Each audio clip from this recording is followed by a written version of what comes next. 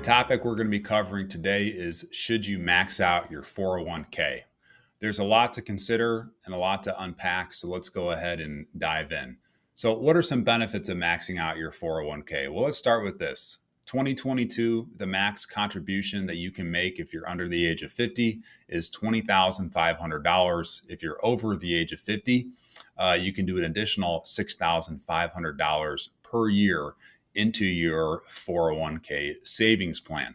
And just to use an example, if we use the rule of thumb of saving around 15% of your income for retirement, if you make $136,000 per year, you should be able to comfortably max out your 401k. And what are the benefits of doing so? Well, the really obvious one is you're taking advantage of what I like to call tax-deferred growth. Over long periods of time, this can be incredibly beneficial. Any earnings, any dividends, interest that get generated in that 401k plan are tax sheltered, and over long periods of time, that can be very powerful.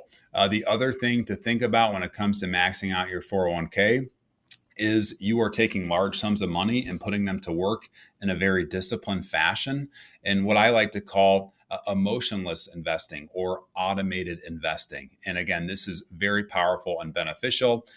And we're also assuming that you have the budget to do so. But not everybody makes $136,000 per year. So what are some reasons for not maxing out your 401k? Well, first and foremost, what if you have a goal of building up a rainy day fund of 3 to 6 months of living expenses?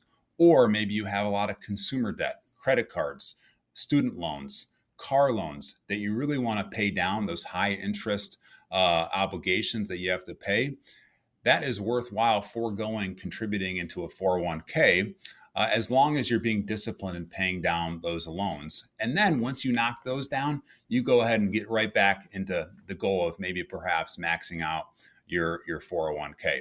The other thing to think about is everybody has different financial goals. Some people might want to purchase a house in 15 years. Some might want to help support their children for college education. And when you put money into a 401k, you are in a sense locking it up until you turn age 59 and a half. If you were to say maybe open up an after-tax brokerage account and invest those with tax-smart investment vehicles like exchange-traded funds, you could still make your dollars very productive, but you maintain the benefit of liquidity. Brokerage accounts promote growth and liquidity. And that's a little bit different than what you'll see in your 401k because you can't pull those monies out without paying a 10% penalty, which is pretty detrimental. So all that to say, there's a lot of good reasons for and some reasons against. One thing I want to leave you with that I don't think is up for debate whatsoever is if you receive a company match from your employer, you need to be taking advantage of that and maximizing any employer match that's provided through your 401k plan. Why? Let's say I receive a dollar for dollar match up to a certain percent of my income. I put $1 in, I get a dollar match from my employer. That's 100% return on my investment. It's guaranteed and it's immediate. And I'll tell you this, I've been doing this for a long time. There's no better return on your investment out there than taking advantage of your employer match. So all that to say, a lot to consider. Please feel free to leave your questions in the comments field below. Let us know if you want to see other videos. Don't forget to like it and subscribe. And until next time, thanks and have a great day.